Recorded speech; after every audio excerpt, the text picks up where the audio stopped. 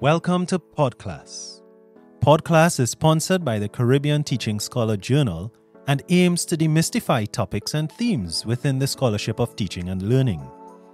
PodClass is produced by the Center for Excellence in Teaching and Learning within the Settle Inc.'s Teaching Innovation Studio.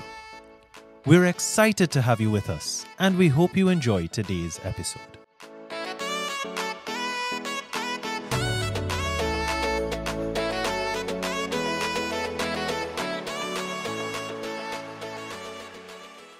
And welcome to PodClass. And I'm really honored and privileged to be joined by two distinguished Twitter users, and we will be demystifying Twitter use within the academic settings. And I am privileged to have Dr. Ladana Kanhai, who teaches in the department, is a lecturer at the Department of Life Sciences, and Dr. Bapaya Pare, who is a research fellow at Sir Arthur Lewis Institute of Social and Economic Studies.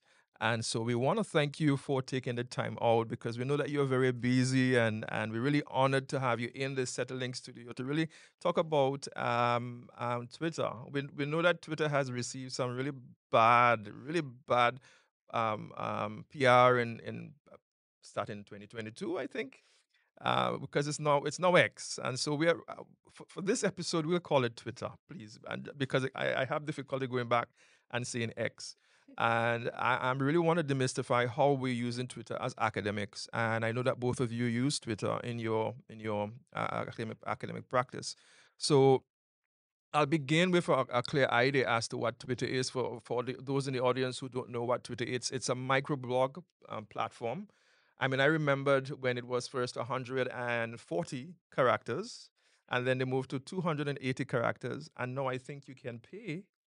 If you have that blue dot, you can pay for 4,000 characters.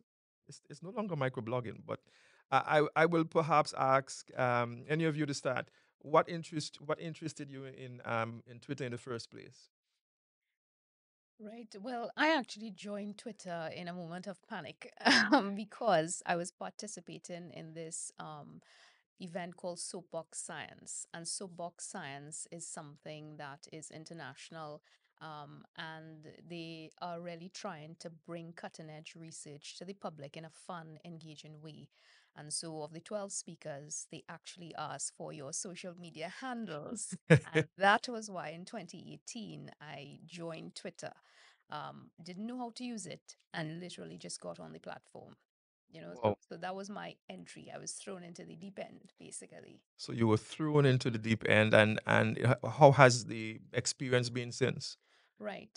So for me, what I did was that I learned by observation. So I started following a lot of scientists that were working in my field, plastic pollution. I started following a lot of NGOs that were in the environmental science sphere. And so I started to see how they were able to craft their tweets, retweet, engage people, that sort of thing. But actually also somebody by the name of Dan Quintana wrote a Okay. book, Twitter for Scientists. Wow. I read that book. It's Okay. still available. So we're gonna come back to that. We're gonna come back to the Yeah. papaya. How did you get involved in Twitter? That sounds like an interesting book. I want to read it. But essentially, how I got involved is um, in 2019, right after my PhD, I decided to open a Twitter account, partly because we're in a technology driven world. Yeah. And when it comes to disseminating findings, it's not just about a journal publication. You have to find various ways to get your research out there. And I saw that Twitter definitely was a way to do that. Of course, social media in general, but Twitter definitely as a way to do that. And like Ladena, I am learning still by observation. Yes, I mean it's interesting how you will learn towards Twitter, and I'm getting a sense of how you're using Twitter as an academic. But I mean, if you were to use sell it to your colleagues, how would you promote it to your colleagues as using it as an academic? How do you use it as an academic in that sense? And you've hinted a little bit of that, but tell us a little bit more of how you use it as an academic. Yeah. So, I mean, as an academic, you wear different hats, right? Mm-hmm. You are doing research, you are teaching, and of course, you are also engaging in a lot of different things in your daily life. So, for me, I use it as a blogging platform, really, to share what's happening in my life right now in terms of professional, right? So, as an educator, if I'm in the classroom, we're covering a particular subject, my students are in the field, they're in the lab. What are we finding? Where are we going? That sort of thing. In terms, just as Bafaya said, in terms of research findings, what panel discussions am I taking part in? What papers have I published? That sort of thing. But I also use it. I am aware that I need to be authentic, and so that's why I share a little bit about my personal interests. So gardening, football, that sort of thing. So it's not all hardcore, life as a scientist, Yeah, but we all have our personal interests. yeah, And so I do bring that across. And I find that that does help yeah, to resonate with people and builds community yeah. and connections. That's important because they see you as not just only an academic. Yeah. There's the other side of you, and that allows them to connect with common interest. Yes, So exactly. that's interesting. That's interesting. Papaya. Yeah, so like Ladina pointed out, we do wear different hats. So as a teacher, I have used Twitter essentially to gain insights about teaching strategies. And so a few years ago, I came across something called Character Lab. So it's an organization that promotes evidence-based strategies for teaching. It's mostly geared towards children, but I do find that a lot of these strategies can be used in higher education. So I use Twitter to connect with various organizations or persons who might provide insights into teaching strategies, how to improve your teaching practice. Just to give an example, I use the mood meter in my classroom. Okay. I came across the mood meter on Twitter. I even learned about the effectiveness of Twitter and the importance of emotional intelligence, which is what the tool is geared towards, increasing emotional intelligence on Twitter as well. And so, yeah, Twitter can be a very useful platform for many things. I do highlight my research on Twitter, and I take the opportunity to tag persons, institutes, and media houses, just to increase the reach of my work. And I also do use like different multimedias, whether it's an image or video, to share my research findings. So it's not just about tweeting about my research findings. It's just putting out a form as well that persons that would invite persons to engage with my research findings as well, because that's part of the mission of this thesis is to Exactly. promote policy and public debate. So yeah, I'm just trying to um, make sure that I am fulfilling the Those mandate. mandate, Yeah, and exactly. you're doing so in a very live way because you're engaging with persons who are in the field, and they are connected. That's where some of them are connected, and so you're reaching out to them. You mentioned something in terms of, and I do know some persons use Twitter for the personal learning network, and it's amazing that you. I shouldn't be saying this, but I'm spending less time looking for articles because the persons I follow, the first thing they do is they tweet the article, and because you follow them, you get the chance to really read that article first because obviously you're not gonna go and search for it. And so I don't know any experience in you've mentioned already in terms of the mood meter, but Mhm. any other things that came from that that gives evidence to the using Twitter as a personal learning network. Yeah, I mean, definitely for me in the field of plastic pollution, I find that the scientists that are working on plastic pollution all across the world, really, they're tweeting and they have been active on Twitter. Now, we will not talk about what happened when it became X, but we're speaking about Yeah, pre-X, pre-X. right? But that is literally where you would find, like, if an article was released on microplastics in the Arctic or something like that, that's where you would get it first. Hmm. I mean, yes, you'll get your updates. The journals are sending you these updates, but chances are the scientists are tweeting about their work. If there's any controversial situation, that's where you will get it first. So, yeah. Yeah. And what strategy do you use on Twitter to follow the latest trends? Are there any strategy in particular that you use? Because I mean, we know we are busy people. Yeah. I mean, you did mention you follow the plastic scientist. Well, plastic pollution, is it? Yes, plastic pollution. Yeah. Right. So on we say in Twitter, you have the hashtags, right? Ah, And so the hashtags, usually if you're a scientist and you want to make sure that people are reading your article, and if you publish on, let's say, the Caribbean or small island developing states, usually scientists will use that hashtag. So if you search that hashtag, mhm. chances are whatever is the latest, Area. whoever's posted anything, you will see it coming up. Yeah. So you can follow a hashtag and not necessarily follow someone.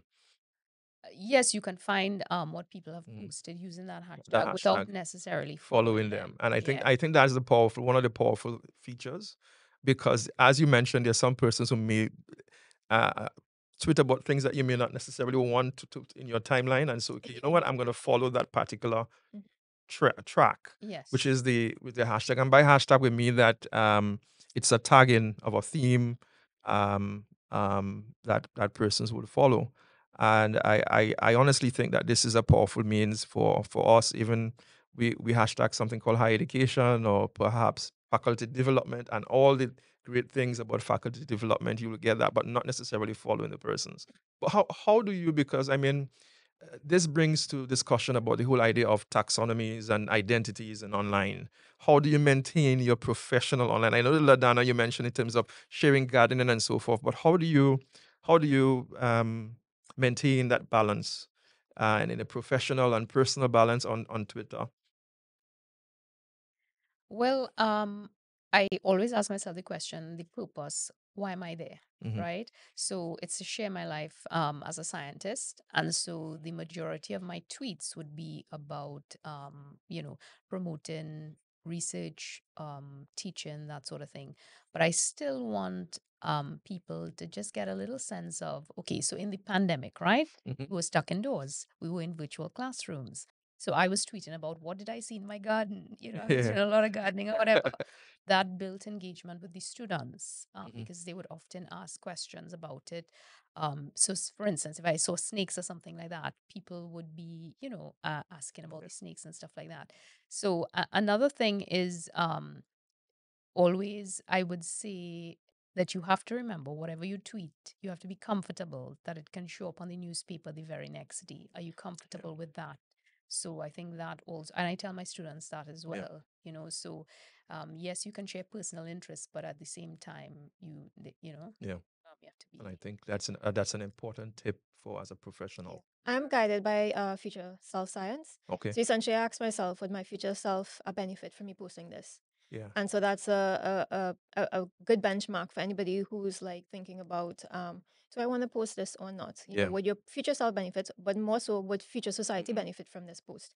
Essentially, so that's a good gauge. Yeah. yeah. I do know there's some who also look at the, as what you're saying, the added value for my network, because there are persons who are following you because you are providing tweets that they find valuable. And so you have to be very careful in, as some say, the kind of following culture, that kind of my followers, I'm feeding my followers. And so I think also the idea of ensuring that what content that you would lose some Mhm. persons who say, okay, that person is definitely off key. Yeah. Yeah. And yeah, that's important. And Mhm. Ladina mentioned an important word earlier, authentic. Hmm. And I think that is key. Once you're being authentic to yourself, I think it doesn't matter if you lose followers or not. I mean, yes, it's nice to have the followers, but if you lose them, fine. I think once you're being authentic to yourself, I think that's what's important. Yeah. I just wanted to share an example. So in 2020, we had the issue with the Nabarima, this floating facility in the Gulf of Paria. And Fishermen and Friends of the Sea, Mr. Gary Aboud, I respect him. He's one of the people that I invite for guest lectures in one of my courses. He made a video and he was trying to alert people that this thing was tilting, and people, the public, some people were concerned. And I actually sent out a tweet based on that Okay. as a scientist, but it was a thread to say this is why we should be concerned. If there is a spill, Hmm. it will affect the coastal ecosystems, Oh. a lot of our resources. I didn't realize, how many times I would be retweeted. Hmm. But actually, one of the journalists told me, she said, I never would have understood why Hmm. unless I had read your tweet. And somebody by the name of Mala Dukaran. Maybe Okay. many people know her. She's a very famous She's an Caribbean economist. economist. Okay. I don't know Mala personally, but she responded to the tweet. She lives in Barbados, I think, now, and she responded to the tweet. But it just, again, it was not me sharing an opinion, but it was based on, okay, based on what we know, these would be the potential impacts. Okay. Yeah. And thank you for that. Yeah. And I do know from the reach, we do get tweets that can go viral, and the impact we've seen situations of events around the world that have been influenced greatly by social media, and Twitter to be one of those. I just have this burning question within me that there are still some who are hesitant now that it's gone to X. What would be that one of two or three selling or aspects you would tell them? Because we are faculty, we have faculty of different interest, and we at Settle, we promote the multiple pathways of doing things. It's not just one thing, and we know that we are very busy. So what would you tell them in light of now that it's X, it's not more commercial, it's more, do you think that there's still hope? And I know less persons are using it from the academic sense, but is there still a voice for the academics within X? I mean, at least what I would say to if I had to encourage somebody, you know, um, you have to see if it works for you. You have to see if it works in your discipline, for instance. For me, right now, so a lot of people have not, been using it as frequently as they used to before. But for example, right now we have the plastics treaty, right? Okay. The negotiations are ongoing for that. And I find that when people attend those meetings, they actually send out tweets to give people updates about Okay. what's happening, deep sea mining, that sort of thing. So you have to look and see if there's value for you being on there as an academic. At least for me, there's still value to be on the platform. Okay. This is Yeah. great. Yeah, I agree, and I think Twitter is still a great way to connect with scholars, colleagues who may not be part of your um, physical network. Mm-hmm. And yeah, and I think that would be an advantage in terms of being on Twitter. The fact that there is, an advantage to having more than one person speaking to an issue. Yeah. And if the voices are coming from different parts of the world, I think definitely there would be some impact. And again, I love the examples that Ladina is sharing. So if they're speaking about the plastic treaty, I mean, voices from different parts of the world will definitely, make the conversation much more meaningful. Yeah. Yeah. Mhm. Yeah. And go ahead. I just wanted to say, I find that we have a lot of local journalists on Twitter, and sometimes the place that you get these story, for at least I find, it might be Twitter. Yeah. There was a pod of killer whales spotted in the Gulf of Paria yesterday. I found out that Yeah. yeah. Right. Yeah. Khalid Hussein, one of Yes. the meteorologists, Yes. he tweeted about it, and actually I got the pictures, thankfully, before I started my lecture, so I was able to share it with the students. But again, I find that current affairs, and Yep. that's something I bring into the classroom. Mhm. You tend to get that. Yeah.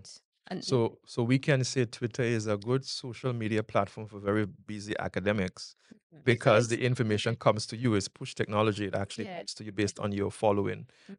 And I think this is an excellent way for us to perhaps summarize how we can use Twitter as academics in extending our networking, in extending our personal learning network, but in a very meaningful way to connect with like-minded academics and practitioners who will share, because persons have that natural inclination to always want to share the good that they're doing. I don't necessarily think that they might want to share the bad, maybe the more upbeat things in their lives, and you said a snake looking for snakes and all kind of stuff. But I do think that this is one. And one tip I would give in addition to what was mentioned is that you can begin by following the hashtags. Yeah. because there definitely will be some interest that you would have rather than following some persons. Because I would tell you that when someone tells me that or update, I just had coffee, that's not interesting to me, and I wouldn't follow them because that's not added value for me personally. So persons like those, even though they might be academic, I would tend not to follow them because that I'm very busy to be following that's just like a lot of movie stars and that's what they do, and persons do that. But certainly, I would want for us to look at it from that standpoint. Any tools you use? Do you use a Twitter platform, or you use any other tools with Twitter or within Twitter? So Or, I'm aware there's Hootsuite, but I okay, haven't used it personally. But when I'm posting, because yes, we're all busy, I usually have to plan my tweets ahead of time or okay, plan whatever multimedia I'm using ahead of time. So for example, with my research interest, persons with disabilities, International Day of Persons with Disabilities would be an important day for me to, put out some information. mhm, I would plan those posts ahead of time. okay, So just in case something is happening on the 3rd of December, I mhm, can just copy and paste okay, and put it. So that is what I do okay. to ensure that I can have a presence on, well, X. Yes, Yeah. yes, yeah. This was really nice. I really enjoyed this, and I don't know any of you have used the slide deck, this Twig deck, I mean, because you do have similar to Hootsuite. It is embedded within Twitter. That gives you a kind of panel view, and there's so many other tools. But I just wanted to know what tools you use because for me, I just use the basic. Yeah, yeah, it's I just use the basically basic. Uh, yeah. Basic, yeah, basic, yeah, basic basic. ones. But I do plan, as I said, if there's something, for example, if there's an article or something or a panel discussion, because of the character limit or the previous character limit, Hmm. you would have had to plan what you wanted to say. You Yeah. would have rounded up words Oh yeah. essentially. I Um, Yeah. I yeah, think one thing that Twitter has really allowed me to strengthen was my tightening of my text. yeah, How to say a lot with less yes, without sounding non-academic, because sometimes you use those words and those short phrases. There's a way. Yeah. But Any then any. you want your audience, you want your tweet to reach as many people as possible, Oh right? yeah. Yeah, it's not just the academic audience. You want it to reach as Yeah. far. So definitely. Something that I thought about recently, I usually spend a lot of time preparing posts, right? And so in just thinking about it, I was just wondering, can ChatGPT help? And actually I did Uh, want ChatGPT to ask it to like prepare mm, posts around a certain theme, and yeah, it did a great job. So I think oh in the yeah. future I'm going to be using ChatGPT. You of course, it can tell you what persons want to hear in terms of being the algorithm. Can tell you what more popular threes, catchphrases to use, and so forth. So that's important because I do know persons even before ChatGPT were using actually bots, and Okay. so you will be getting updates, but it's actually not a human being. It's actually a bot. They actually, as you mentioned, scheduled the yeah. statements, and it comes out, and the bots will Interesting. actually. I actually tried that, and that got me a lot of followers Oh, Okay. because I was like posting encouraging motivational phrases. Wasn't me, but it was done, and that kind of stuff it Right. really encourages. So yes, artificial intelligence within Twitter. I'm thinking that it's yeah, and I even part of my prompt was please use relevant hashtags. uh-huh. And yeah, it Yes. probably used hashtags I probably never even used before, but I even searched to see if the hashtags were relevant, and they Yeah. were. Yeah. Yeah, so I think ChatGPT could really be useful. Yeah. Yeah. Yeah.